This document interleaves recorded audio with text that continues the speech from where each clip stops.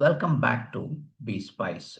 In this session, we'll continue with IEC 62443 Part 2.1. Under SPE6 User Access Control, we will focus on, in fact, we'll continue the USER1 identification and authentication. So prior to this, in the same USER1, we have uploaded 2 videos. So far, we have covered 10 items out of 19. So in this session, I'm going to wind up all these 9. Okay. So if you are a first time viewer, okay, we are focusing on IEC 62443, which is very, very important for, a cybersecurity person or OT person. Okay. Even you would have also noticed, this some of the advertisement for job posting, they actually ask the certification or at least a knowledge of IEC 62443. In fact, if you are looking for a certification, this kind of lecture will definitely enhance your capability to pass through the exam. Okay, so that's it. And in fact, this is SP6. Before this we have uploaded 5 videos. Okay, SPE1 that talks about the organizational security measures, SPE2 talks about the configuration management, and SPE3 talks about network and communication security, SPE4 talks about the component security, and SPE5 protection of data, and SPE6 is this one. Okay, user access and control. Right, so let's get on with the details. 1.11, okay, that is about the password protection. Okay, so when passwords are used in the IACS, the asset owner shall have a policies and procedures to increase the degree of difficulty to compromise password, including complexity, lifetime, and reuse. This is the requirement. When we talk about the rationale, as we know, password policies are used to make it more difficult to compromise and use user compromise passwords, right? I think it's a typo error. More difficult to compromise and use compromise passwords. Okay. So the policies, I just want to add on a bit. Policies for password length and complexity can be used to make compromise more difficult, right? For example, password lifetime, the expiration time, and also the reuse property limit that limit the time period that a compromised password can be used to gain access the system. Okay. Of course, you can also refer this NIST standard that provides a guidance on password complexity, lifetimes, and reuse. So this is about the password protection. Okay, now 1.12. This talks about share and in fact shared and disclosed compromised passwords. So asset owner shall have a policy and procedure for managing shared and disclosed and compromised passwords. So why? What is the rationale? Yes, password for maintenance and other accounts, such as operator accounts, are often shared to simplify the account and password administration. What for? To fit operational requirements. However, the challenge is here. Without appropriate controls, knowledge of who has the access to the system can be lost. So I repeat, friends, password for maintenance and other accounts such as operator account are often shared to simplify the account and password administration. What for? To fit operational requirements. However, without appropriate controls, okay, so the knowledge of who has access to the system can be lost. So that is the issue. Okay, so in these cases, personnel who no longer need to access can still able to use the shared password. That is the issue here. So that is why we should have a policy and procedure for the use of shared password. Okay, right. So that's the point here. Now 1.13. Okay, 1.13, user login display information.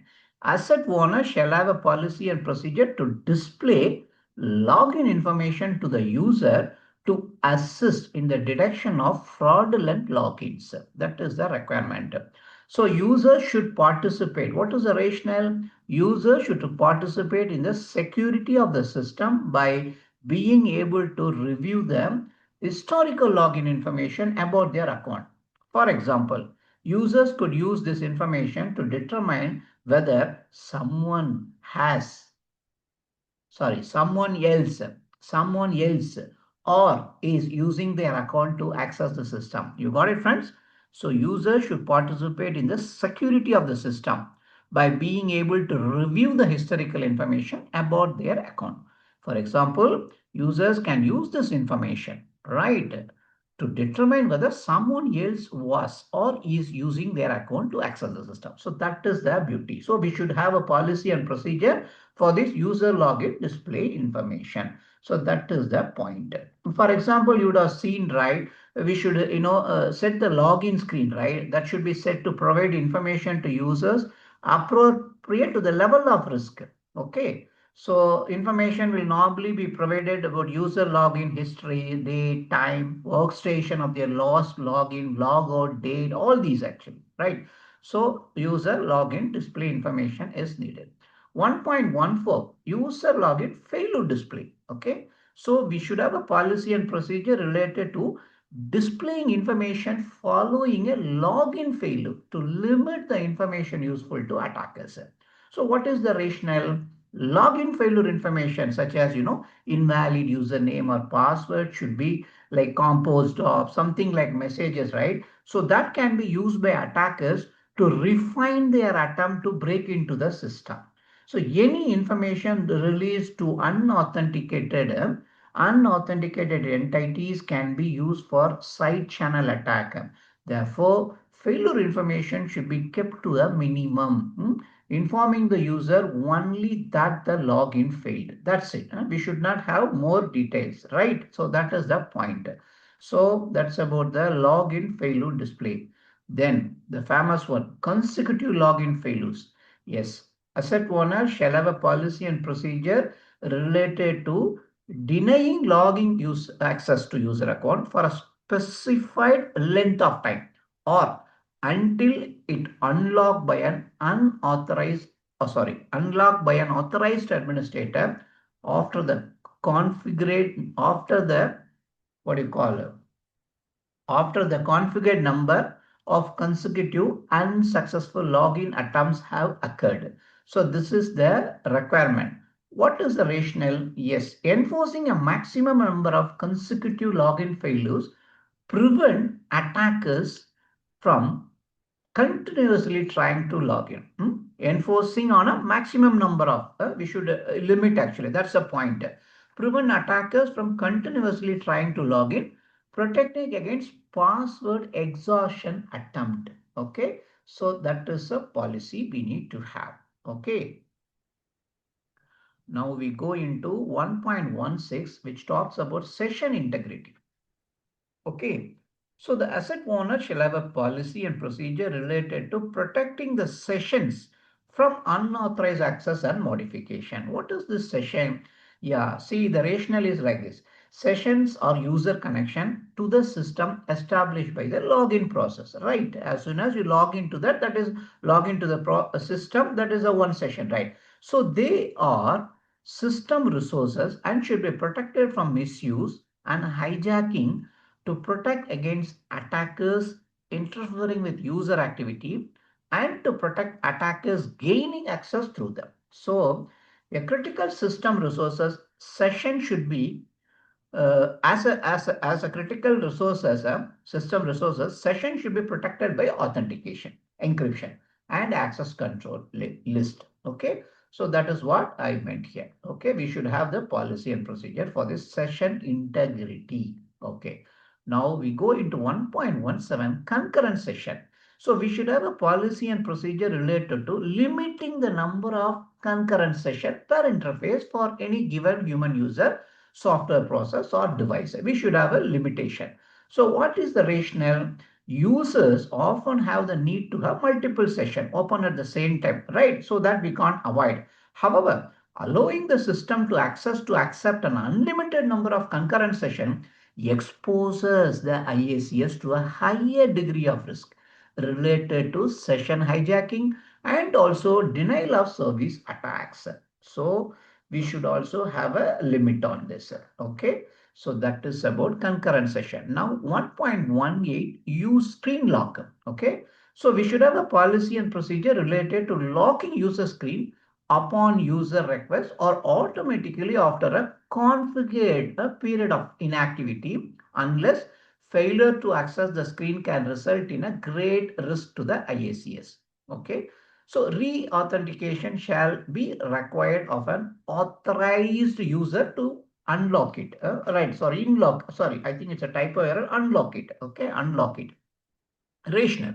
So user screen that are interactive period for a time are often left unattended by the user. So in these cases, what we have to do, the screen should be locked to prevent what? Unauthorized use of session. As simple as that. This is very simple. Okay. Now we go into the final item of this session. 1.19 component authentication. We should have a policy and procedure related to identifying and authenticating all components connected to the IACS. So what is the requirement? Yes, this requirement addresses the component's ability to be authenticated using the identification credentials actually. Identification credential, which we have seen also in user 1.1, right? So of course, if you have followed our video, you know, right? Okay, right. Yeah, that's it, friends. I have actually, okay, for this session. So this SPE6, one more user is there. So now we have covered user one more user is the user two that talks about authorization and access control.